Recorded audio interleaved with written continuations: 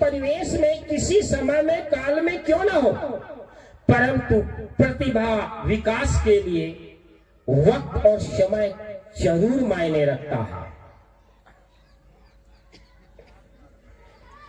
एक रेस्टोरेंट में कपल, नौजवान और नौयुवती बैठे हुए थे लंच करने के लिए। संयोग से उस खूबसूरत लड़की के हाथ पर कॉकरोच आकर के बैठ गया, और जैसे वो कॉकरोच उसके शरीर पर आकर के बैठा, उड़ करके वो बहुत तेज चीख करके चिल्लाई, और जैसे वो चीख करके चिल्लाई पूरे उस रेस्टोरेंट में हड़कंप मच गया। और जैसे चिल्लाकर अपने हाथ को फैलाई, झटकारी, वो कॉकरोच उड़ करके बगल में चेयर पर बैठी एक दूसरे औरत के शरीर पर जाकर बैठ गया। और जब पहले ने चिल्लाई और फिर जब दूसरे लड़की के शरीर पर वही कॉकरोच उड़कर बैठा, तो अब उसका नंबर आया। उसने भी चिल्लाई, बचाओ। दोनों जब चिल्लाई तो वहां पर वेटर सामने देख रहा था। जब वेटर देख रहा था उन दोनों की शोर शराबे, और सोचा कि हेल्प किया जाए, इनका सहयोग किया जाए।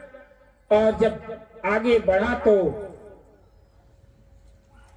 बेवकूफ कॉकरोच उस वेटर के शरीर पर जाकर बैठ गया।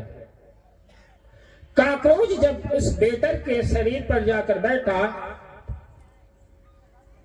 वो चिल्लाया नहीं, वो शांत था। और एक कागज के सहारे से बड़े सावधानी से उस कॉकरोच को पकड़ा और बाहर ले जाकर के फेंक दिया। आपके जीवन में कभी ऐसा अवसर आया होगा, घर परिवार में भी छिपकलियां होती हैं, मकड़ी होती हैं, मक्खियां होती हैं, और बहुत सारे जीव जंतु होते हैं। कॉकरोच शेर नहीं है, परंतु वो रेस्टोरेंट में, वो होटल में जो लड़की के ऊपर कॉकरोच बैठा, वो कॉकरोच उसके जीवन में मुसीबत नहीं पैदा किया। कॉकरोच मुसीबत नहीं पैदा किया। कॉकरोच को बैठने के बाद उस लड़की ने मुसीबत पैदा कर ली। कैसे? हमारी जीवन में भी घर गृहस्थी में छोटी छोटी जब बातें आती हैं, तो हमारी घर की जो महिलाएं हैं चीखती हैं और चिल्लाती हैं। इनके चीखने और चिल्लाने का रीजन आपको मालूम है? जब जीवन में समस्या आती है कोई भी, तो उस समस्या का समाधान नहीं खोजती हैं। क्या? जीवन में कोई समस्या आती है तो समस्या का समाधान नहीं खोजती हैं, वो समस्या आने पर चीखती और चिल्लाती हैं। जैसा कि रेस्टोरेंट में दो महिलाएं चिल्लाई,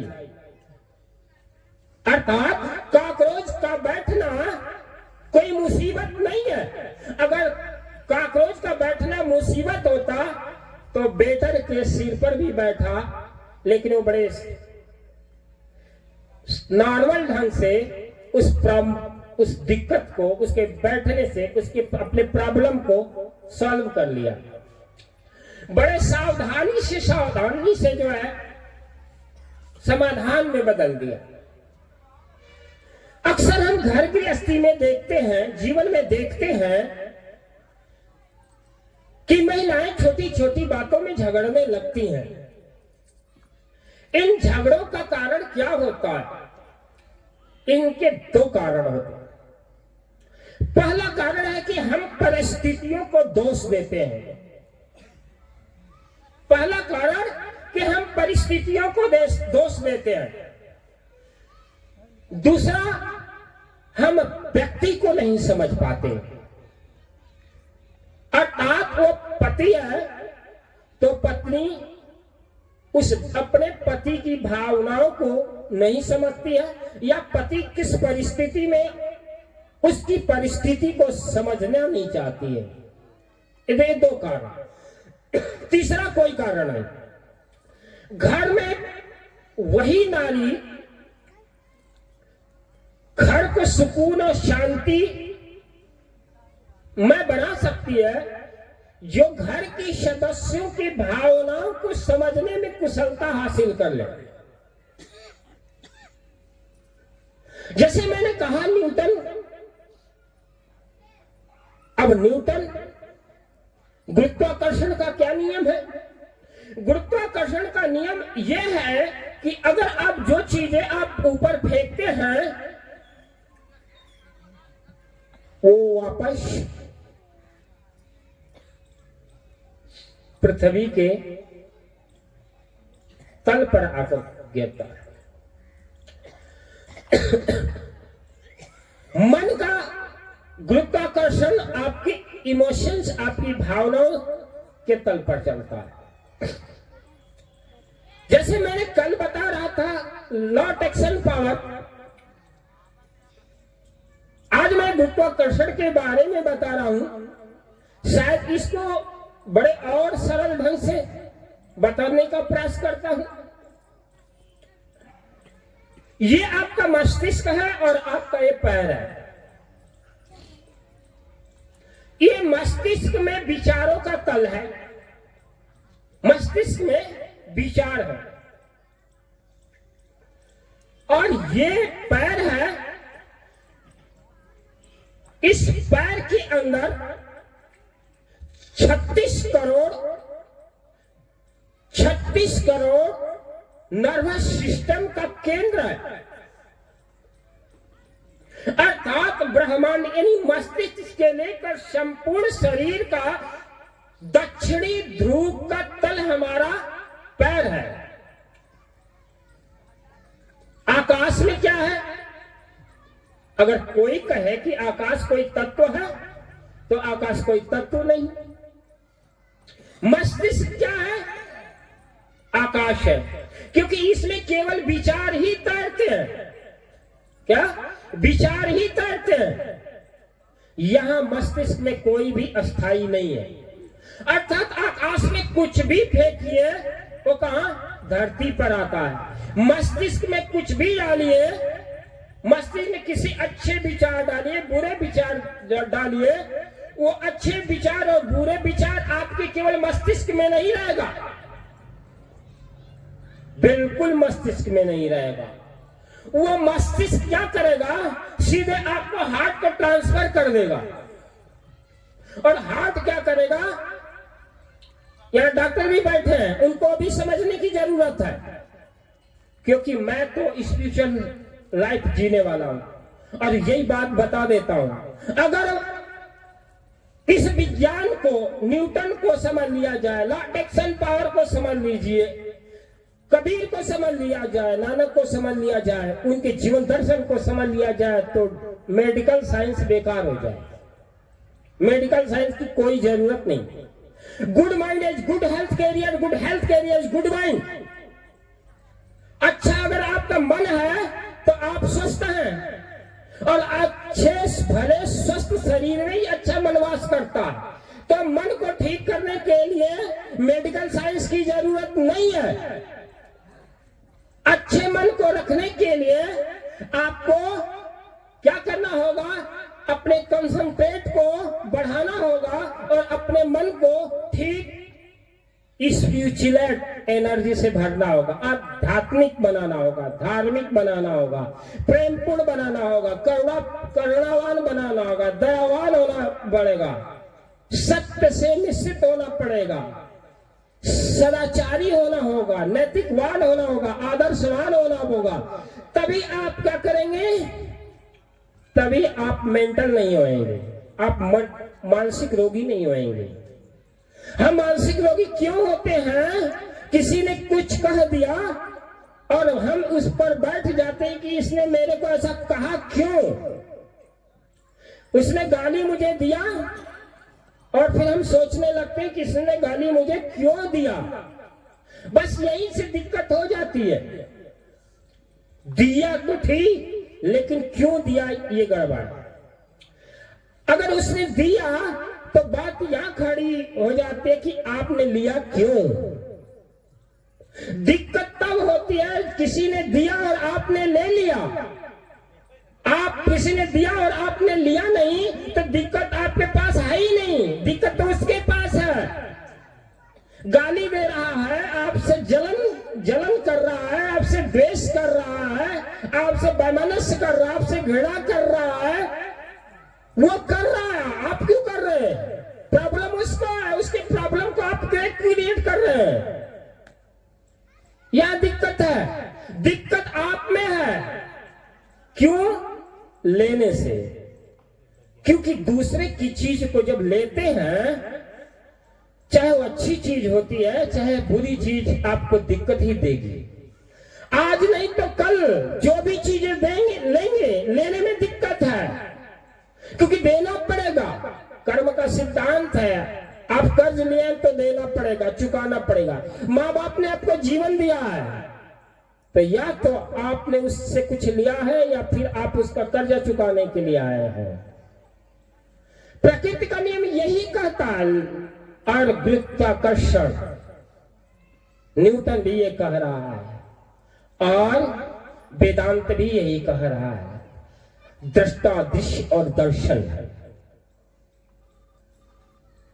दृष्टा क्या है, दर्शन का है, और दृश्य क्या है, इस बात को खोलते हैं।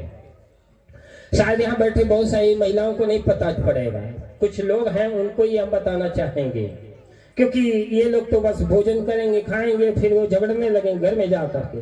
परंतु आप लोग बैठे कुछ लोग हो, उनको समझो तो बात बन जाएगी। दृष्टा का मतलब होता है देखने वाला, साक्षी, और दृश्य का मतलब होता है देखने में आने वाली वो चीज। दो चीज हो गई। दृष्टा का मतलब देखने वाला, और दृश्य का मतलब जो देखने वाला, जो दिखने वाली चीज है, बस सेकेंड पर्सन, यानी तो यहाँ द्वैत हो गया। अब दृष्टा और एक देखने वाला है और एक दृश्य है, इन दोनों के बीच में जो घटना घट रही है उसी को दर्शन कहा गया है। उसको क्या कहा गया है? दर्शन कहा गया है। वेदांत उसको दर्शन कह रहा है, कबीर उसको अनुभूति कह रहे हैं, और पातंजल ऋषि उसको प्रज्ञा कह रहे हैं। शब्द अलग अलग है क्योंकि संत महापुरुष अलग अलग कालखंड में पैदा हुए हैं, लेकिन हमारी प्रज्ञा क्या कर रही है, हमारे नॉलेज क्या कर रहा, प्रेजेंट नॉलेज क्या कर रहा। आप पढ़ रहे हैं, आप एनालिसिस कर रहे हैं। जैसे ये माइक है, मैं बोल रहा हूं, मैं इसे देख रहा हूं और ये देखने की चीज है, और इसके और मेरे बीच में एक कम्युनिकेशन है। आप लोग बैठे हो, मैं बैठा हूं, और मेरे और आपके बीच में आई कांटेक्ट हो रहा है। मैं देख रहा हूं, आप भी मुझे देख रहे हैं, मैं बोल रहा हूं, आप सुन रहे हैं। क्या आपके मन के अंदर, आपके हृदय के अंदर, आपके बॉडी के अंदर कोई बायोलॉजिकल रिएक्शन हो रहा है? नहीं हो रहा? हो रहा है। क्यों नहीं हो रहा है? अगर नहीं हो रहा तो मुर्दे हैं, फिर आपकी सांसें भी नहीं चल रही। अगर हो रही है, क्रिया हो रही है, तो फिर ये समझ लीजिए जो अनुभव है उसी को वेदांत कह रहा दर्शन। क्योंकि जो अनुभूति है वो आंखों से नहीं देखी जा सकती है। आंखों से केवल वह चीजें देखी जा सकती है जो स्थूल है, परंतु जो सूक्ष्म है उसको केवल अनुभव किया जा सकता है। लेकिन जो सूक्ष्म है और जो सूक्ष्म से भी अति सूक्ष्म है, वो फिर अनुभव में भी नहीं आने वाला है। इसलिए वेद के ऋषियों ने उस सत्य का गायन किया और गायन करते करते वे थक गए। वेद, उपनिषद, ऋचाएं, शास्त्र सब थक गए। और यहां कबीर भी खड़े होते हैं। कबीर ढिढोरा नहीं पीट रहे हैं कि मैंने जाना। कबीर कहते हैं अनुभव किया। गूंगे केरी सरकड़ा खाए और मुस्काए। जो वेद के ऋषि कह रहे हैं कि नेति नेति नेति, ये भी नहीं, ये भी नहीं, ये भी नहीं, ये भी नहीं, तुम शब्द के द्वारा उस सत्य को नहीं समझ सकते। जो सत्य शब्द में आ जाए, जो सत्य शब्द में आ जाए, वो सत्य नहीं।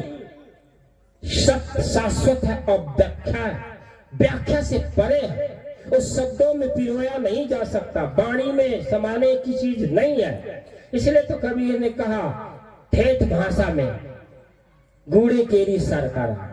गूंगा आदमी है या गूंगा आदमी है, वो गुड़ दे दो, खा रहा है, वो मुस्कुरा रहा है, बड़ा प्रीतिकर, बड़ा प्यारा, बड़ा आनंद दे रहा है, लेकिन वो बोल नहीं पा रहा है। जो ध्यान की अवस्था में पहुंच जाएगा, जो उस परम सत्य को अनुभव कर लेगा, उसकी वाणी मौन हो जाएगी, बोलेगा ही नहीं, क्योंकि बोलना ही व्यर्थ है। जिस दिन वो बोलेगा वो सत्य से वंचित हो जाएगा, सत्य से दूर हो जाएगा, क्योंकि शब्द केवल अनित्य को बांध सकती है, नित्य शाश्वत सत्य को शब्द नहीं पहुंचा सकते। इसलिए वेद के ऋषियों ने यही कहा कि नेति, अगर शब्द दिया तो ये नहीं है। अगर वो कहा कि अहम आत्मा, तो अंत में जाकर कर अहम आत्मा, मैं आत्मा भी नहीं, अहम ब्रह्मास्मि, तो अंत में जाकर बोला है कि अहम ब्रह्मान, अहम ब्रह्मास्मि नहीं, वो ब्रह्मा भी नहीं। एक हम द्वितीय, मैं एक हूं दूसरा नहीं, ये भी नहीं, कुछ भी नहीं। सभी चारों वाक्यों ने अंत में जाकर नेति नेति पर आकर के रुक गए। पहले सोचे कि मैं ब्रह्म हूं, पहले बोला एक हम द्वितीय नास्ति, अहम ब्रह्मास्मि, अयम आत्मना, लेकिन चारों जाकर एक ही संगम में जाकर उतर जाते हैं। बोला नहीं नहीं नहीं नहीं, नेति नेति नेति, ये भी नहीं, ये भी नहीं, ये भी नहीं, ये भी नहीं। अब इसका क्या सवाल है? जो व्यक्ति एवरेस्ट पर पहुंच जाएगा, फिर उसके ऊपर क्या दिखेगा? वो बोलेगा एवरेस्ट सबसे ऊंचा है, इसके ऊपर पहाड़ नहीं है, इसकी ऊंचाई सबसे उत्कृष्ट है, वो पराकाष्ठा है ऊंचाई की। अब मुझे कुछ नहीं दिखाई दे रहा, मुझे कुछ नहीं दिखाई दे रहा। लेकिन जब चढ़ेगा तो उसे दिखाई देगा चढ़ते हुए। जब तक नहीं चढ़ा होगा तो दिखाई देगा, ये दिखाई दे रहा, अभी दिखाई दे रहा, एवरेस्ट अभी दिखाई दे रहा, लेकिन चढ़ जाने के बाद कुछ भी नहीं दिखाई देगा। बोला अब इसके बाद नहीं कुछ है, अब कुछ कह ही नहीं सकता हूं। इतनी सी सारी बातें हमारे जीवन में नहीं समझ पाते, समझ में नहीं आती है, क्योंकि बड़ी क्लिष्ट नहीं है, बड़ी सरल है। क्लिष्ट तो हमने अपने जीवन को बना लिया है, कठिन तो हमने अपने जीवन को बना दिया। सत्य तो हमें सरलता से मिलता है, संतोष सहज समाधि वाली। कबीर कहते हैं कि हे संतो, हे सुनने वाले, समाधि तो बड़े सरलता से घटित होती है। अब हम योग करते हैं, आंख मूंदते हैं, कान रूंधते हैं, उल्टे सीधे उपवास करते हैं, खेचरी भूचरी गोचरी अगोचरी तमाम प्रकार के प्राणायाम करते हैं। इन सारी चीजों से सत्य का क्या संबंध? मैंने श्रावण महीने में कुछ प्रयोग कर रहा था सूर्य विज्ञान पर। अब कुछ मैं साइंस की बातें और आप लोगों को बड़े काम की चीजें बता दूं और आप अपने जीवन में प्रयोग करें। सूर्य विज्ञान बड़ा प्राचीनतम विज्ञान है। अब मैं कह रहा हूं कि सूर्य विज्ञान का मतलब कि ऊपर जो चमक रहा है सूर्य, उसका क्या विज्ञान है? वो तो एक आकाशीय पिंड है और उसके अंदर जो अति तीक्ष्ण ऊर्जा है, उष्मा है, गर्मी है, जो लोगों को गर्मी प्रदान करता है, प्रकाश देता है। लेकिन उसका संबंध हमारे शारीरिक ढांचे से, हमारी शारीरिक संरचना से है। उदाहरण के तौर पर हमारे बॉडी के अंदर दो नाकें हैं, एक दायां और दूसरा बायां। हम सांस लेते हैं, जरा देखिए, जरा सांस आप ले लीजिए तो सांस में भी एक ऐसा विज्ञान है जिसे आप बहुत हद तक अपने शरीर को स्वस्थ कर सकते हैं। जब आपका मन बहुत चंचल होने लगे, आपका लॉस हो जाए, आप बहुत पीड़ित हो जाए, मन बहुत परेशान हो जाए, तो आप 5 से 10 मिनट तक लेट जाइए और लेट कर केवल अपनी सांसों पर गहराई से ध्यान रखते हुए सांसों को गहरे भाव से लीजिए, नाभि से लीजिए। सांस लेट जाइए, शरीर को छोड़ दीजिए और आप देखिए कि आपके नासा छिद्र से, दाएं स्वर से या बाएं से, कौन सा स्वर आपका बहुत तेज चल रहा है, कौन सा स्वर बहुत तेज चल रहा है। तो आप देखेंगे हर 1 घंटे के बाद, क्योंकि ये ब्रह्मांड है, पृथ्वी के ब्रह्मांड के 2 तल हैं, एक उत्तरी छोर और दूसरा दक्षिणी ध्रुव। मैं बता रहा था, एक सिर और दूसरा पैर। समष्टि और व्यष्टि के बीच में ये पूरा ब्रह्मांड है और ये बॉडी हमारी बीज रूप है, छोटे। तो जब आप लेट जाते हैं, लेटने के बाद में आप अपने स्वर पर ध्यान को केंद्रित कीजिए। तो आपका जब बहुत ज्यादा मन चंचल होने लगे तो पता चलेगा कि आपके जो दायां स्वर बहुत तेज चल रहा है। आप बहुत टेंशन में होते हो, आपके अंदर चंचलता होगी, आपका मन बहुत व्यग्र है, बहुत सोच में है, तो आपका दाहिना स्वर चलेगा। लेकिन अब हमें अपनी चंचलता को दूर करने के लिए क्या करना होगा? तो हमें ये करना होगा, कुछ समय तक अपने दाहिने स्वर को, नाक से को 5 से 10 मिनट तक बंद करके बाएं स्वर से सांस लेना। इसको बंद की, इसी से सांस लीजिए और इसी से छोड़िए। जब आप 10 से 15 मिनट तक प्रयोग करेंगे तो आपके मन के अंदर जो विचारों का जो प्रवाह है, धीरे धीरे क्या होगा, 15 मिनट के अंदर बिल्कुल आराम दे दे। ये प्रयोग आप करके देखना। मैं इसका शोध कर रहा हूं, मैं इस पर बहुत बड़ा विज्ञान पर शोध कर रहा हूं। एक पढ़ाई बातें नहीं कर रहे आप, कोई भी व्यक्ति। और यदि आपका मन बिल्कुल व्यग्र है तो सांस लीजिए और नाभि तक भर लीजिए और केवल जितना हो सके सांस फूलने तक उसको रोके रहिए और एक बैग छोड़ दीजिए। और ऐसा आप 10-15 मिनट करें तो आपके अंदर क्या होगा, आपका मन मस्तिष्क बहुत रिलैक्स होगा। अगर आप क्रोध में हैं, क्रोधित हैं, तो आप ऐसा प्रयोग करेंगे तो आपको बड़ा रिलैक्स मिलेगा।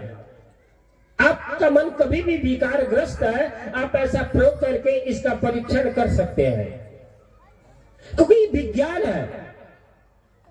और हमारे आसपास हमारे ऋषि, हमारे संतों ने हर चीज का समाधान बताया है, हर विकल्प बताया। लेकिन हम भौतिकवादी चिंतन और विचारों के वजह से हम उनसे विमुख हैं।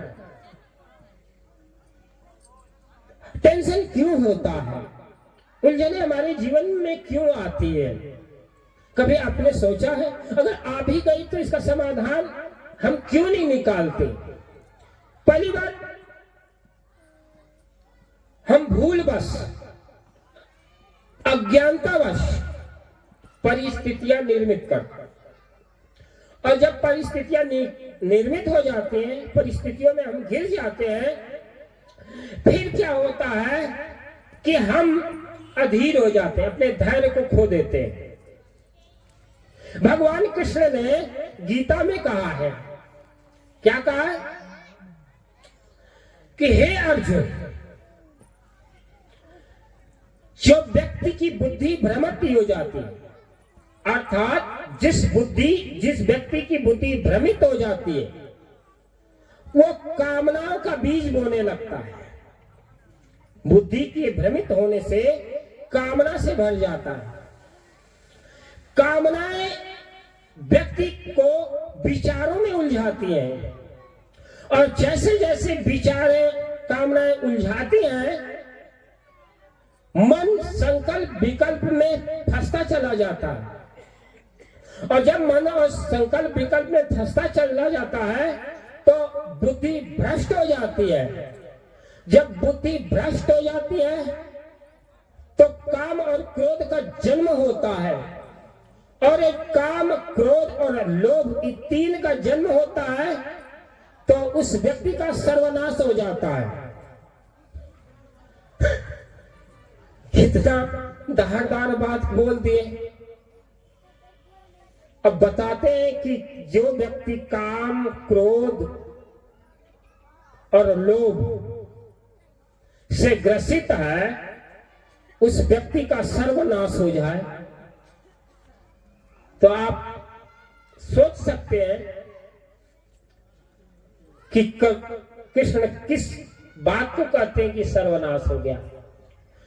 क्योंकि सर्वनाश का मतलब होता है, आप उसका मापदंड लगाते हैं कि जो हमने घर बना रखा है, जो हमने परिवार बना रखा है, हमने बीवी बच्चे कुल खानदान बढ़ा रखा, खेती बाड़ी बना रखा, यही मेरा सब कुछ है, इसका तो नाश होता नहीं है। कृष्ण अलग बात कहते हैं कि काम, क्रोध और लोभ नरक के द्वार है, और अंत में जो इन तीनों को वर्ण करता है, तीन में जीता है, उस व्यक्ति का सर्वनाश हो जाता है। तो सर्वनाश हो जाता है, तो मैं अभी परिभाषा बताता हूं। जिसके परिवार है, लड़के बच्चे, इनका तो नाश होता नहीं, क्योंकि काम, क्रोध और लोभ तो हमारे शरीर से संबंध है, और दूसरा शरीर हमारा तो सदस्य है।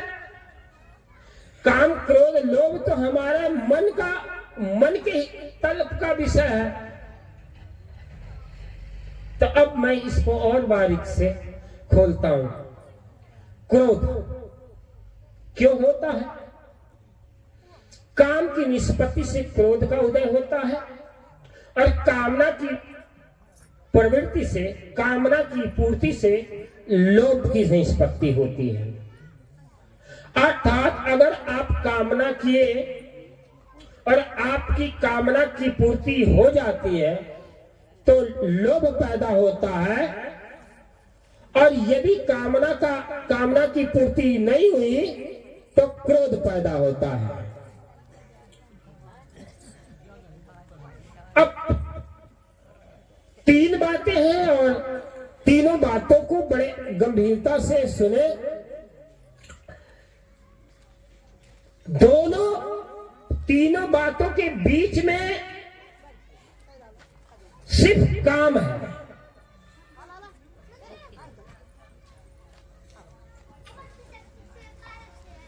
काम केंद्र में है, और लोभ और क्रोध उसके परिधि में है। काम केंद्र में है, और क्रोध और लोभ उसके परिधि में।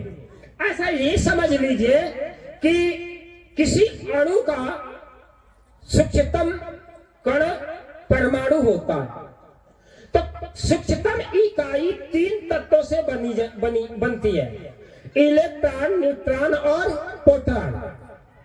जो साइंस को पढ़ने वाले समझे, इलेक्ट्रॉन, न्यूट्रॉन और प्रोटॉन ये साइंस कहती है।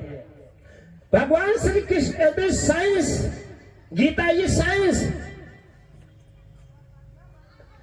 कृष्ण की गीता परम विज्ञान है, इसीलिए तो उसको ब्रह्म विद्या की उपमा दी गई। क्यों? ब्रह्म का मतलब कोई अदृश्य था, ब्रह्म का मतलब होता है श्रेष्ठ यानी बड़ा, और विज्ञान का मतलब, विद्या का मतलब बड़ा। जो सबसे श्रेष्ठ विद्या हो वो ब्रह्म विद्या। आज के पहले के समय में जो ब्रह्म विद्या है, आज की भाषा में उसको हम साइंस कहते हैं, विज्ञान कहते हैं। पहले वैदिक काल में के ऋषि उसको क्या कहते हैं, आपके 5000 वर्ष उसको ब्रह्म विद्या कहते हैं। आज की आधुनिक भाषा में उसी ब्रह्म विद्या को हम क्या कहते हैं, साइंस कहते हैं, विज्ञान कहते हैं। विज्ञान की परिभाषा क्या है? किसी वस्तु की सुसंगठित सुव्यवस्थित क्रमबद्ध ज्ञान को विज्ञान कहते हैं। और ब्रह्म विद्या को क्या कहते हैं? ब्रह्म विद्या की क्या परिभाषा है? जिसका कभी भी परिवर्तन न हो, जो अपरिवर्तनशील है, जो शाश्वत सत्य है, ध्रुव है, जो अखंड है, जो परिवर्तन जिसके स्वभाव में नहीं है, वो क्या है? वो ब्रह्म है। अब जैसे भगवान कृष्ण काम और क्रोध और लोभ की बात कर रहे हैं, साइंस ये कहते हैं न्यूट्रॉन, इलेक्ट्रॉन और प्रोटॉन। प्रोटॉन क्या है? काम है। इलेक्ट्रॉन न्यूट्रॉन क्या है? परिधि है। आपका जीवन क्या है? महत्वाकांक्षा कामनाओं के इर्द गिर्द है। जब जब जब जब आप कामना में होते हैं, आपके मन के अंदर, आपके विचार के अंदर, आपकी भावना के अंदर क्या पैदा होता है? आपने कभी सोचा है? काम के जन्म से ही आपकी अनंत अनंत इच्छाएं जन्म लेती हैं, और जैसे जैसे इच्छाएं जन्म लेती हैं, उन इच्छाओं के साथ और इच्छाएं पैदा होती हैं।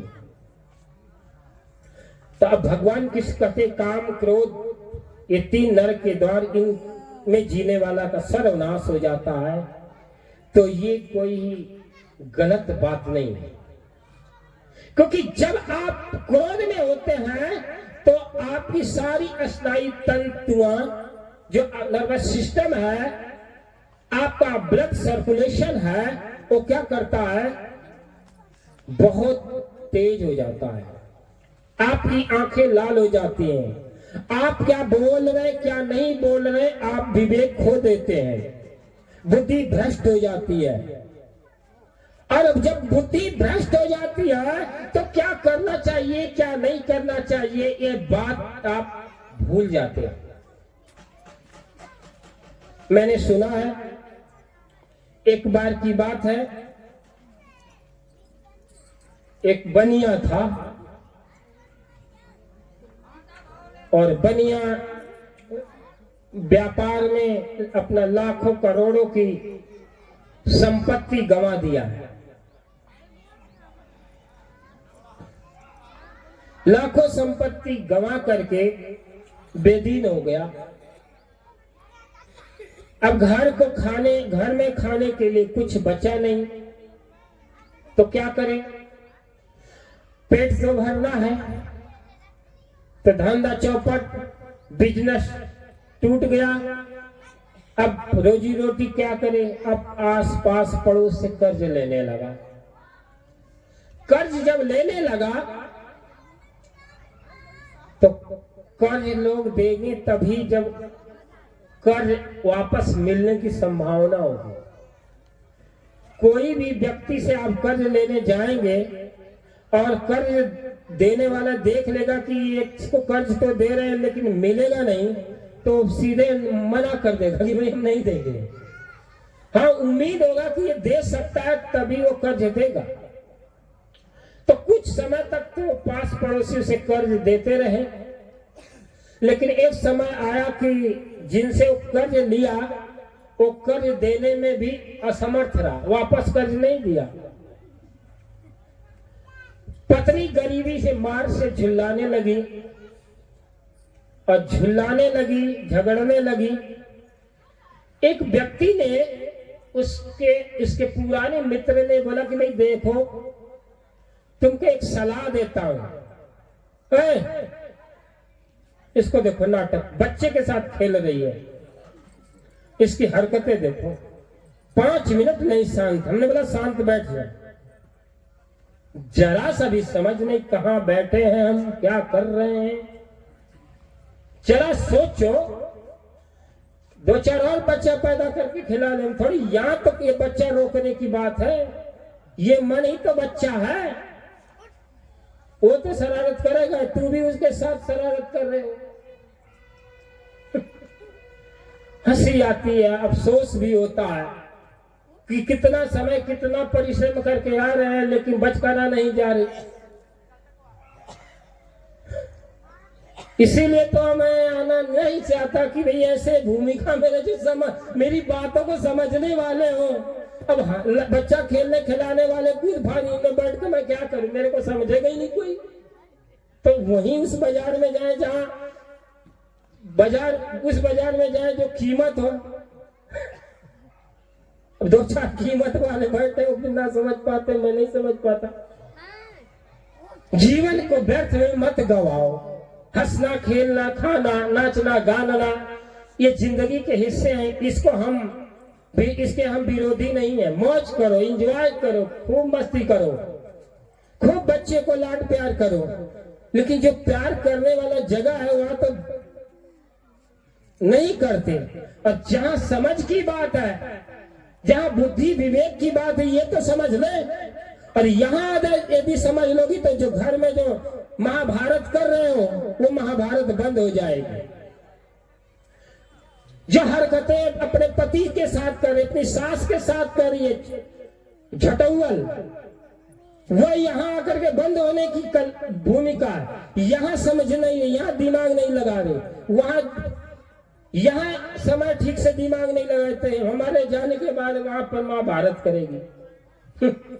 वहां पर कैकेयी की तरह से राम को वनवास, अपने बेटों को वनवास भेजकर विदेश भेज दोगी, इसका काम नहीं।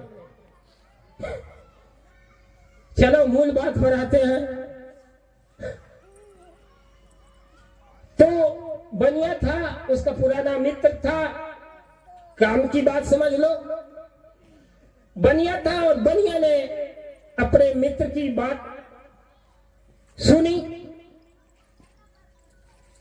कबीर ने भी कहा कि समझाए समझे नहीं, पर हाथ आप पिकाए, मैं खर्चा तो आपको चला सो जमपुर जाए। कबीर कहते मैं तो समझा रहा हूं, कंट्रोल करो उसको। कबीर कहते समझाए समझे नहीं, और कबीर ही नहीं समझाए, अनादिकाल के जगत में सभी संतों ने समझा। हर बाप बेटे को समझा रहा है, पर बेटा नहीं समझ रहा। हर पति अपने पत्नी को समझा रहा, लेकिन पत्नी समझ नहीं रही है, क्योंकि विपरीत ध्रुव है। हर गुरु हर शिष्य को समझा रहा, लेकिन शिष्य समझ नहीं रहा। लेकिन ऐसा नहीं है कि नहीं समझ रहे हैं, हर बेटा भी बाप की बात मानकर बेटा समझ रहा है। हर पत्नी भी पति की बात समझ रही है। हर शिष्य भी गुरु की बात को मान करके समझ रहा है, क्योंकि वो सीखने और समझने की पात्रता रख रहा है। तो कबीर कहते समझाए समझे नहीं, पर हाथ आप बिकाए। अगर आप समझाने पर नहीं समझे तो अपने हाथ बिक जाओगे, लुट जाओगे, बर्बाद हो जाओगे, जिसको कृष्ण में कहते हैं कि सर्वनाश हो जाएगा, और उसी को कबीर कहते बिक जाओगे, लुट जाओगे। यहां बहेलिया बहुत हैं, शिकारी बहुत हैं, तीर कमान लेकर के जाल बिछाए हुए। धर्म गुरु भी बैठे हैं शिकारी, बुद्धि का हरण करने के लिए। यहाँ जादू टोना टोटका मंत्र जंतर सब कुछ पड़ा हुआ है, क्योंकि यहाँ विवेक की बातें नहीं समझ में आएगी तो धार्मिक बहुत है। अभुआ के कि काली दुर्गा चढ़ जाएगी सिर पर, और नाटक चाटक करके पूरे घर को अशांत कर लेंगे। कुछ कहते हैं कि नवरात्र में दुर्गा चढ़ती है, दुर्गा नहीं चढ़ती है, वो मन की कमजोरी है। जो हमारे इमोशंस है, जो हमारे भाव है, वो रिफ्लेक्स हो जाते हैं, और जब रिफ्लेक्स विचार जब होते हैं तो हमारे जो मन के अंदर हमारे विचार में अकबक अकबक, उसको उन्माद बोलते हैं, रोग के बाद उन्माद। तो जब हम अपने साइकिलों अपने मन के अंदर वैसा भाव पैदा करते तो ऐसी बातें बोलने लगते हैं, उसको उन्माद रोग बोलते हैं। लेकिन कुछ लोग बोलते हैं नहीं, नवरात्र में दुर्गा चढ़ गई, इसका दुर्गा देवी आ गई। अरे दुर्गा देवी सिंह पर सवार है, अष्टभुजाधारी है, तीनों लोक की जननी है, तेरे सिर पर चढ़ जाएगी तो चटनी हो जाएगी। ऐसे चढ़ जाए दुर्गा, इतनी शक्ति चढ़ जाएगी सिर पर दुर्गा। कैसा नाटक फैला रखे हैं कि ओ जे सोखे।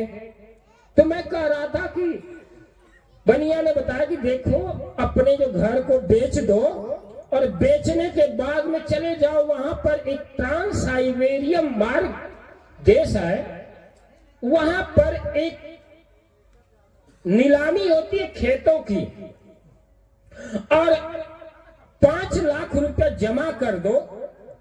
अब 5 लाख जमा करने के बाद तुम जितनी सुबह सूर्योदय से लेकर सूर्यास्त तक जितनी तुम यात्रा करके जमीन घेर लोगे वो तुम्हारी हो जाएगी। यानी जहां से तुम चलोगे और शाम तक सूर्यास्त के पहले पहले वहां आ जाओगे, जितनी दूरी तुम पैदल यात्रा करके चल करके दौड़ करके जैसे भी तुम यात्रा कर लोगे वो तुम्हारी जमीन हो जाएगी। इस बनिया के मित्र की बात समझ में आ गई तो बात बड़ा बढ़िया बता रहा। उसने अपने 5 लाख में तुरंत घर बेच दिया, पत्नी को अपने मित्र के घर रख दिया, खाने पीने के 10-15 दिन का व्यवस्था दिया और पैसा लेकर चल दिया उस दूसरे देश में। और वहां तो खेतों की नीलामी लग रही थी। मतलब ये देखो, ये है खूंटा, खूंटा का मतलब पहचान। यहां से तुमको चलना है, ये 5 लाख तेरा है। अब ये 5 लाख तुम जमीन लेना चाहते हो तो ये 5 लाख जमा कर दो, ये अब हो गया मेरा। अब ये जमीन का सौदा यह है कि तुम दौड़ करके चल के जितनी घेर लोगे जमीन तेरी हो जाएगी। उसने बोला ठीक। अब उसने खाने के लिए पत्नी रोटी दे रखी थी, बोतल में पानी दे रखी थी कि चलो जाओगे तो रास्ते में खा लेना, भूख लगेगी। उसने उस जो कंडीशन था, जो शर्त था, शर्त के मुताबिक भोजन अपने जेब थैले में रखा, पानी भी साथ दिया, चल दिया, चलने लगा। जब चलने लगा तो शुरू में देखता है तो थोड़ा ऊसर जमीन थी जहाँ खेती न की जा सके। फिर कुछ दूर तक गया, 2, 4, 5, 10 किलोमीटर तो अच्छी जमीन मिली। तो बोला यहाँ तो जमीन अच्छी है। आगे बढ़ा तो और आगे बढ़ा तो और, चलता रहा। कभी उसकी नजर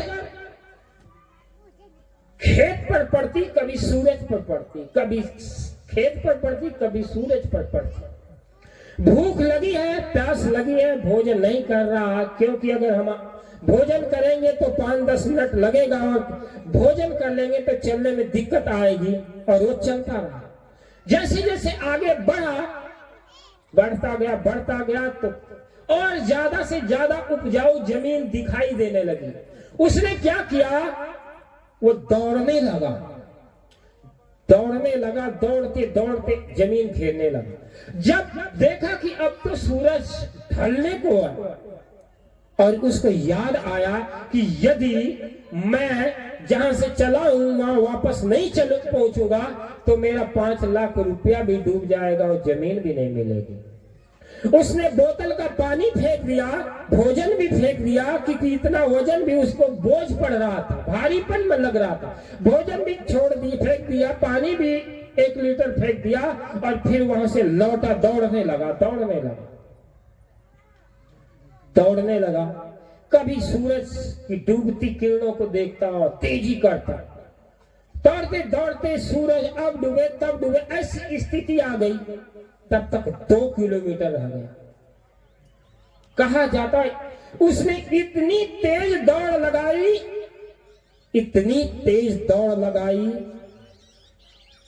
कि दौड़ते दौड़ते सूरज अब डूब रहा, ऐसी कसम की जिंदगी थी, कसम की जिंदगी चल रही थी।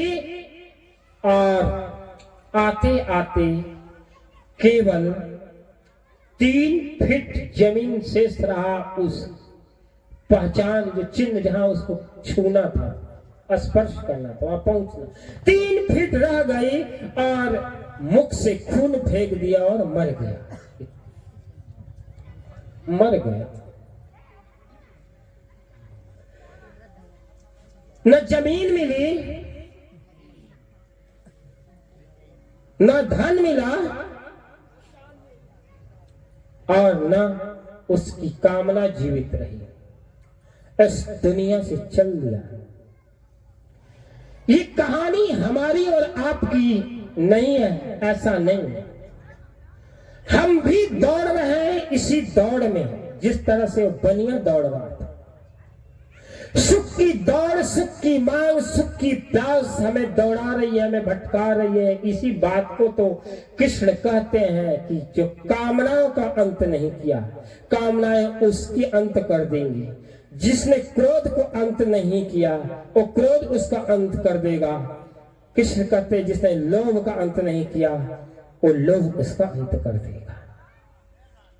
महत्वाकांक्षाएं सदा अंत करती हैं, क्योंकि ये जीवन अनंत अनंत यात्रा है। एक न एक दिन यहां हमें रुकना ही है। यदि हम रुकना नहीं सीखे तो सुबह सफर, शाम सफर, जिंदगी का है नाम सफर। दिन रात सूरज ढल रहा है। भगवान कृष्ण ने भी महाभारत में अर्जुन को बताया। जब अर्जुन ने संकल्प लिया कि जदरथ कल सूर्यास्त के पहले पहले तुमको तुम्हारा वध कर दे, शपथ की धूल अर्जुन की आंखों को ढक दी।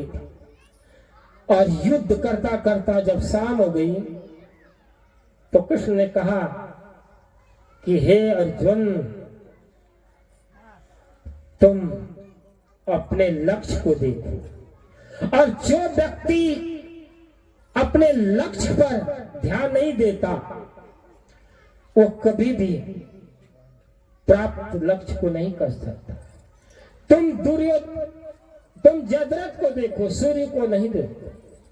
सूर्य का अपने आप अपने समय पर ही डूबेगा, प्रकृति के नियम के अनुसार ही डूबेगा। उसमें तुम्हारा कोई बस नहीं। तुम्हारा शपथ केवल जदरथ के लिए, तो तुमको देखना जदरथ को है। तो जदरथ क्या है? ये जो हमारी जड़ बुद्धि है, यही तो जदरथ है। जिस व्यक्ति की बुद्धि जड़ हो गई है, जिस व्यक्ति का मन जड़ हो गया है, वही सारे अनर्थों का कारण, वही जदरथ है। और सूर्य क्या है? सूर्य हमारी अंतर्दृष्टि है। ये क्या बोल रहे भैया? खोए कभी ख्वाबों में, डूबे कभी यादों में, इन 2 पलों के बर्बाद पल गए। इनकी यादें कभी शांत नहीं। आधा घंटा या घंटा शांत नहीं। कहा जाता मुस्कान के इरादे आए, हंसी खुशी के, मुस्कान के इरादे इंसान के जीवन में हंसी खुशी के लिए आते हैं, लेकिन रोने के लिए विवश हो जाता है। चलो थोड़ी सी बातें हैं। अब पता क्या बजे, टाइम क्या हो रहा? घड़ी रखते नहीं, ये मैनेजमेंट इन लोगों का गड़बड़ है। 15 मिनट बाकी। चलो 15 मिनट थोड़ा सा और बातें एनालिसिस कर देता हूं बारीकी। मैं कह रहा था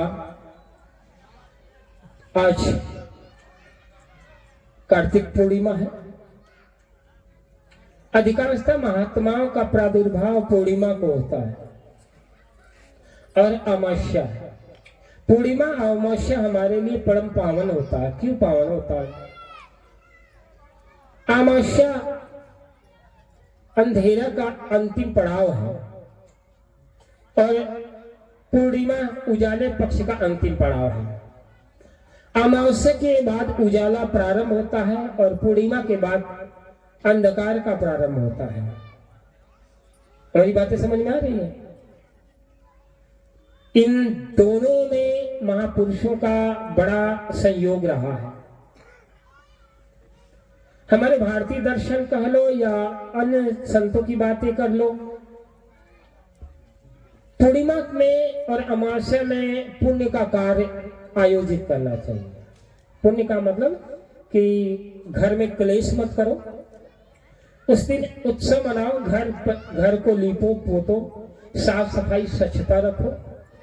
हो सके तो दीपावली साल में एक दिन मनाते हो, ठीक है ना? तो प्रत्येक पूर्णिमा और अमावस्या को घर में अच्छे से दीपक जलाओ, दीपावली की तरह। बहुत सारे खर्चा मत करो, लेकिन हाँ 2 4 10 किसी तरह घर को प्रकाशित करो, सुगंधित चीजों से सुवासित करो। उस दिन घर में जितना हो सके कम बोलो, हो सके तो जरूरत से ज्यादा जो अनर्गल चीजें उसे रोको। खान पान की शुद्धता बरतो, हो सके तो एक टाइम भोजन करो और हो सके तो जलाहारी रहो। शरीर की स्वच्छता और शरीर की सुरक्षा और स्वस्थ जीवन के लिए उपवास भी जरूरी है। और यदि अमावस्या और पूर्णिमा को नहीं है होता है तो पूर्णिमा को कर लो। वैसे हमारे ऋषियों ने 4 महीने के 4 दिन मुख्य कहा। कृष्ण पक्ष की अष्टमी, अमावस्या, शुक्ल पक्ष की अष्टमी और पूर्णिमा, ये 4 दिन हमारे ऋषियों ने भी इसका बड़ा महात्म्य बताया। और बौद्ध दर्शन में ये इसको उपोषक व्रत कहा गया। भगवान बौद्ध धर्म सनातन धर्म से अलग नहीं, पर बुद्ध बाद में निकले तो चलो ठीक है, हमारा कोई मतलब नहीं, लेकिन शब्दावली अलग है। उसको उपोषक व्रत बुद्ध ने माना, उपोषक।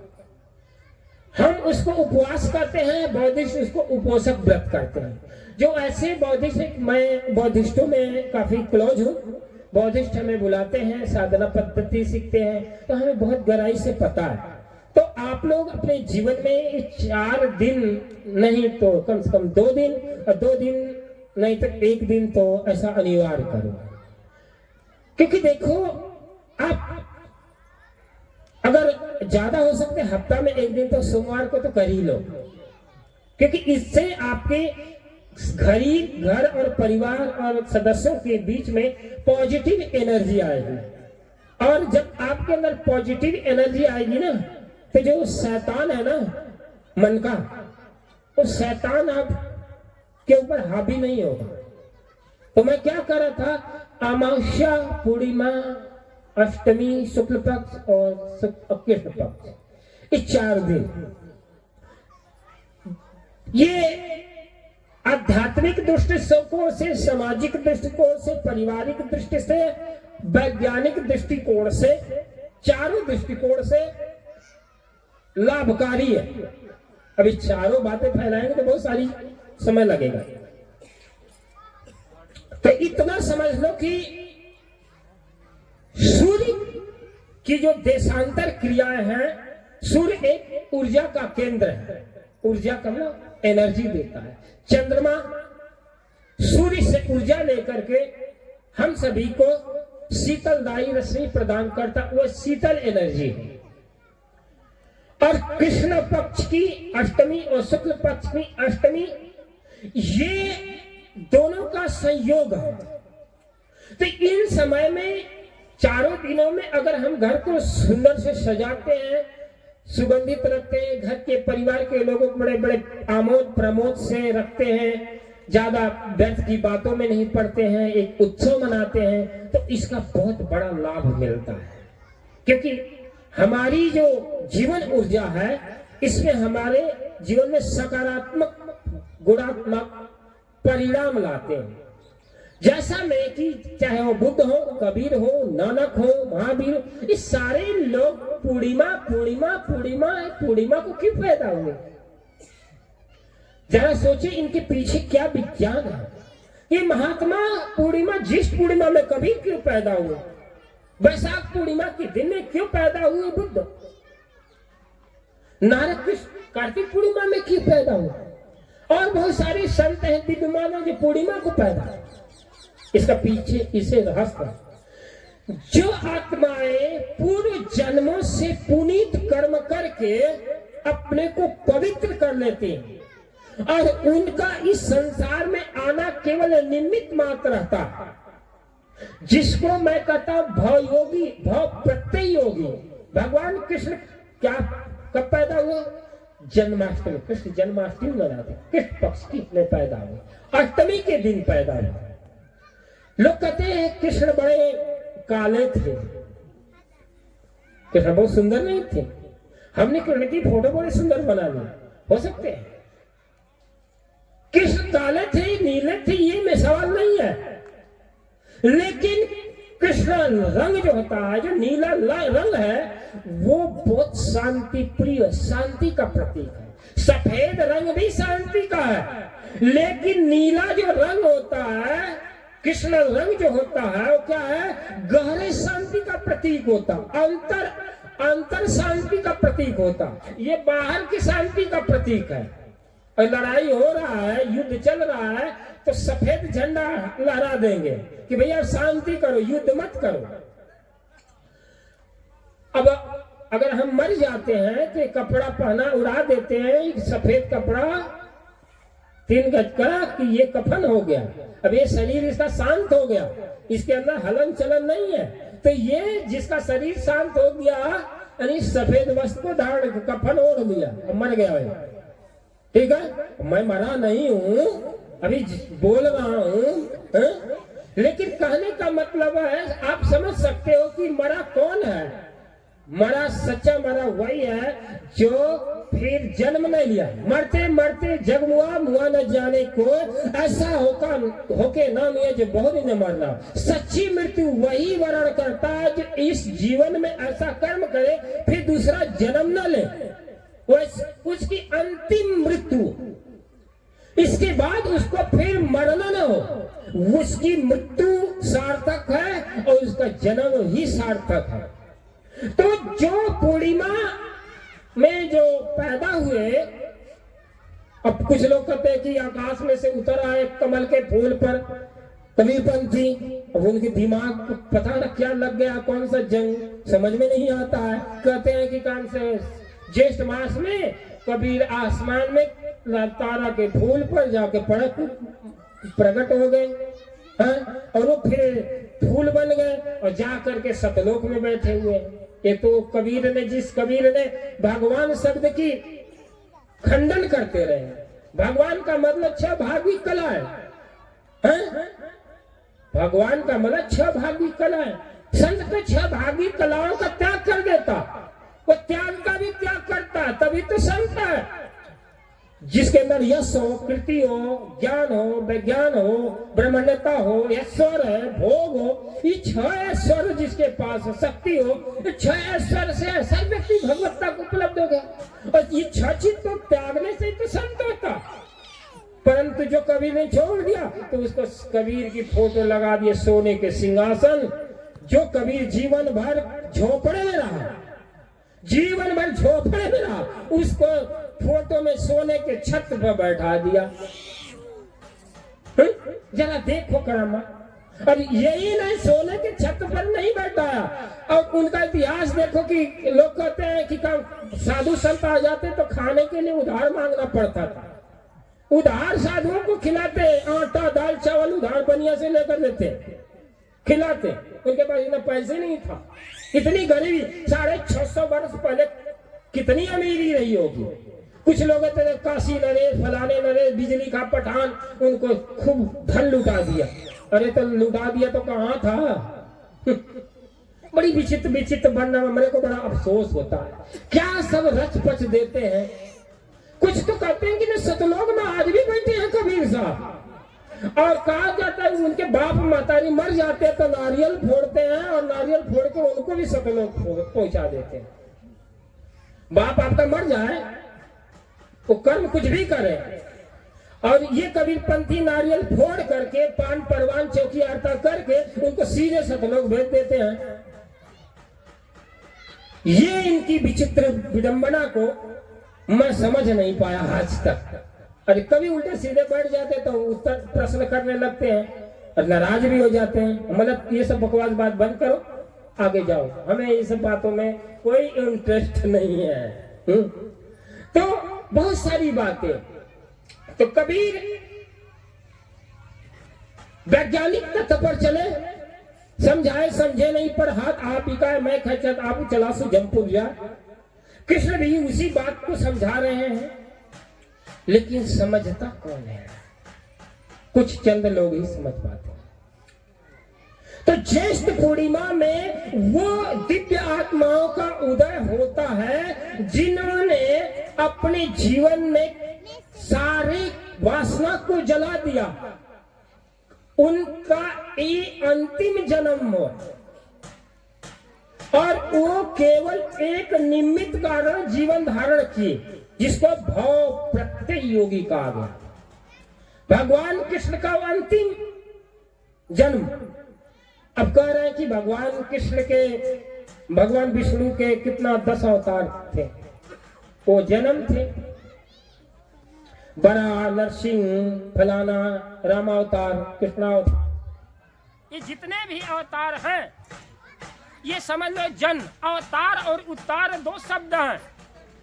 अवतार का मतलब होता ऊपर से नीचे उतरना। तो आप जरा सोचो कि जो पूर्ण आत्मा है, जो मुक्त हो गया, वो फिर जन्म क्यों लेगा? अगर उसकी कोई न कोई वासना कामना रह गई है, चलाओगे तुम लोग? चला रहा कि बोलो चला रहा? थोड़ा ये खोल दे रहा हूँ, ये बड़े समझने की बात है, इसमें भटक रहा आदमी।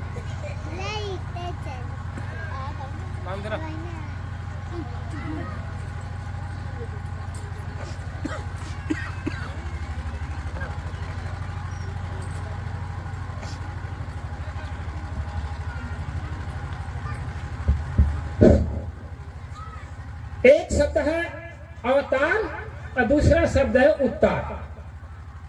अवतार का मतलब है कि लोग कहते हैं कि वो अवतरित हुए, कहीं से उतरे। और यहाँ पर थोड़ा हम प्रकृति का नियम कहते हैं एक्शन टू रिएक्शन। कारण कार्य की व्यवस्था यह कहती है, जो वस्तु भाव है, जिस वस्तु का भाव है उसका अभाव नहीं, और जिसका अभाव है वो भाव में। ये वस्तु यहाँ पर है, यहाँ पर आई है तो ये कहीं थी, और ये कहीं आज अभी है तो ये फिर कहीं होगी भी। उसी तरह से न भावे विद्यते सतः, अर्थात सत्य अगर है तो ठीक था कभी। तो उसी तरह से अवतार का मतलब ऊपर से नीचे की तरफ आना, उत्तार का मतलब नीचे से ऊपर की तरफ जाना। मनुष्य जीवन पाने के बाद जब हम अच्छे धर्म आचरण गुण वाणी त्याग वैराग्य शील सदा साथ रचते हैं तो हमारी आत्मा क्या होती है? उत्तार गति को प्राप्त होती है, यानी पुण्य फलित करके पुण्य गति को प्राप्त होती है।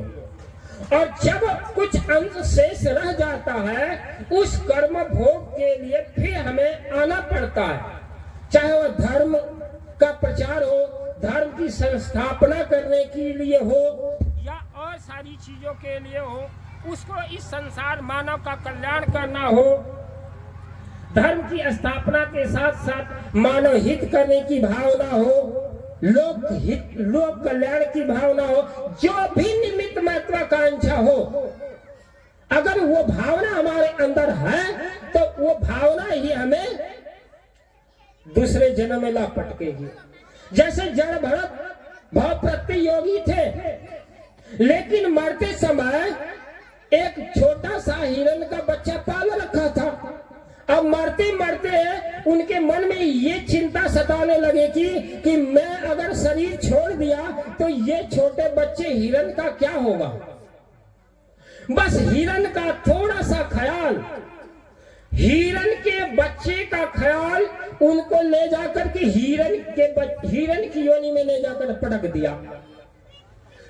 उसी तरह से जो भी महापुरुष इस धरती पर पैदा हुए, उनके पैदा होने, अवतार होने का एक ही रीजन है कि वो इस धरती पर अपने पुण्य को लेकर अवतरित हुए और पुण्य को, उस नवीन कर्म को लेकर अवतरित होने का सुंदर अवसर देश काल परिस्थिति प्रकृति भी यानी ब्रह्मांड अस्तित्व यूनिवर्स भी उनके पुण्य कर्मों के अनुसार ही परिणाम देती है। जैसे मैं कहा लॉ एक्शन पावर, प्रकृति वो देते हैं जो आप करते हैं। जो चिंतन आप अब गरीबी का चिंतन करेंगे, प्रकृति नेचर आपको गरीबी बनाएगी। आप अमीरी का चिंतन करते रहेंगे, आपके अंदर पॉजिटिव वेव में आप जाएंगे। आपके जीवन में कहीं ना कहीं एनर्जी अमीरी का आपके बॉडी के अंदर, आपके मन के अंदर पॉजिटिव एनर्जी आएगी। उसी तरह से इस संसार में जो भी चीज हो रहा, जो कुछ किया जा रहा है, इस हर एक चीज एक कण से, एक अणु परमाणु से समस्त ब्रह्मांड, समस्त अस्तित्व जुड़ा है। आप नहीं समझ सकते। अगर आप एक व्यक्ति को गाली देते हैं, ये गाली यानी जो वॉइस है, ये शब्द है, ये भी ब्रह्मांड में जाकर के अनंत अनंत अनंत अनंत तरंगों में गूंज रहा है। जो मेरी आवाज है, ये यहाँ बैठे 100, 200, 300 लोगों के हृदय में ही नहीं गूंज रहा, ये समस्त ब्रह्मांड में गूंज रहा। यह यूनिवर्सल साउंड है। जब आप किसी के हित के लिए, जब किसी के भलाई के लिए, दूसरे के लिए, अच्छे के लिए बात बोलते हैं, कल्याण की बात बोलते हैं, उसको कहते हैं यूनिवर्सल साउंड। नदियां आवाज करती हैं, बादल गरजते हैं, हवाएं आवाज करती है, ये यूनिवर्सल साउंड है। आपने कभी सोचा है नदी के किनारे आप बैठ जाओ आधा घंटा और नदी की कलकल धारा को सुनो, आपको सुकून देगा। क्यों सुकून देता है? मेरा बताया हुआ प्रयोग आप 15 दिन तक प्रयोग करके देखना। आप डिप्रेशन माइंड में हो, यानी आपका मन डिप्रेशन में है, 15 दिन लगातार सुबह शाम में तो 1 घंटा सुबह जाओ, नदी के किनारे बैठ जाओ और सब दिमाग ध्यान वही नदी की चलती हुई धारा पर लगाओ। नदी की पानी की जो लहरें चल रही हैं, जो आवाज कर रही हैं, उन आवाज को चुपचाप सुनो केवल 15 दिन। और मेरे से 15 दिन के बाद बताओ कि तुम्हारे मन में क्या क्रिया चली। मैं बताऊं तुम्हारा डिप्रेशन खत्म हो जाएगा, क्योंकि वो आवाज, वो साउंड से ही डिप्रेशन कम होने लगेगा। यहां बैठे हुए हैं, मेरे पास कितने डिप्रेशन वाले आते हैं, मैं उनको डिप्रेशन में निकालने के लिए उनकी वो चीजों को निकालता हूं जो वो डिप्रेशन में जाते हैं। नेचर यानी प्रकृति, सूर्य, चंद्र, हवा, वायु, नदियां, झरने, ये सारे के सारे यूनिवर्सल साउंड है, क्योंकि मानव कल्याण के लिए ये अपना कार्य करती है। धरती अन्न दे रही है, नदियां प्यास बुझा रही हैं, सूर्य उष्मा दे रहा है, चंद्र चांदनी दे रहा है, हवाएं हमें ऑक्सीजन दे रही हैं। ये सब क्या है?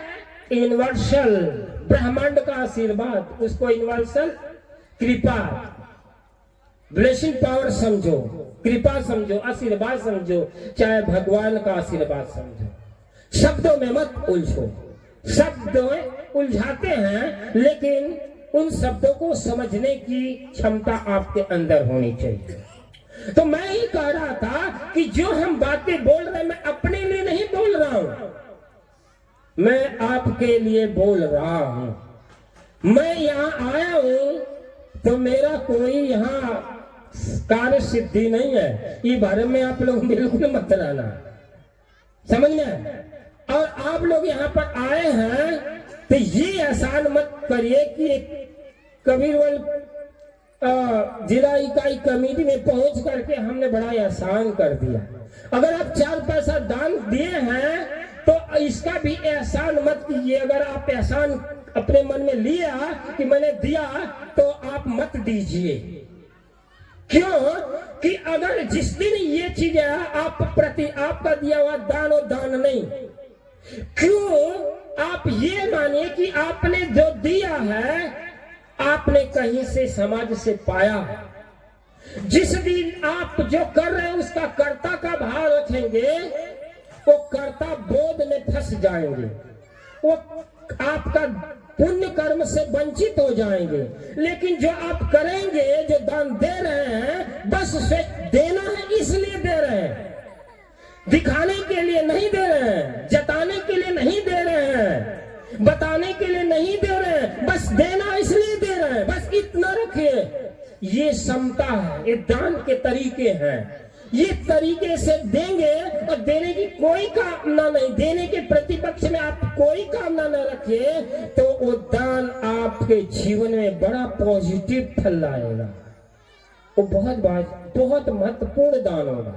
मैं ये नहीं कहता हजार रुपया दीजिए, 10 लाख रुपये दीजिए, मत दीजिए, कोई मतलब नहीं है।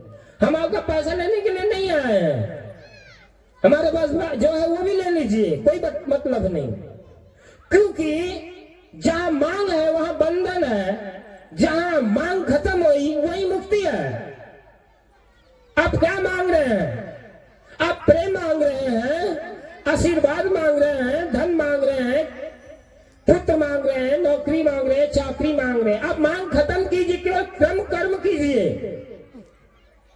कबीर तो वही कहते हैं, आपन कर्म में तो जाई, कर्म का लिखा मिटे जो कैसे। और कृष्ण भी तो वही कर रहे हैं। क्यों फर्क डाल रहे हो कृष्ण और कबीर में कि कर्म करो, फल की इच्छा मत करो? दोनों की समानता एक ही तो है, तुमने भेद डाला बुद्धि में। इस बुद्धि के द्वैत भाव को मिटा करके मानवता का पोषक बनिए, मानवता का संवर्धन कीजिए, इंसानियत के फूल खिलाइए, प्रेम के सुगंध उड़ाइए। देखिए आपके जीवन में परम सौभाग्य उतरेगा, आपके जीवन की तपन बुझ जाएगी, आपका क्लेश मिट जाएगा, आप परम शांत, परम आनंदित हो जाएंगे। आपके जो दर्द है दिल की, जो वो मिट जाएंगे। जो अनंत जन्म की जो पीड़ाएं हैं, जो घाव जो रिस रहा है, जब बह रही मवाद मन के अंदर, पश्चाताप की, जलन की, दाह की, काम की, क्रोध की, लोभ की, मोह की, मत्सर की, ये सारे शांत हो जाएंगे। केवल सुविचार का औषध चाहिए। सुविचारम औषधम कोहम कश्य बिरकेन बिरते। ये जो महाऔषधि है, सुविचार ही महाऔषधि है। और सुविचार आपके जीवन में नहीं मिला, सुंदर विचार आपके जीवन में नहीं मिला, तो आपके जीवन में क्लेश रूपी रोग निरंतर आपके मरघट तक पीछा करेगा।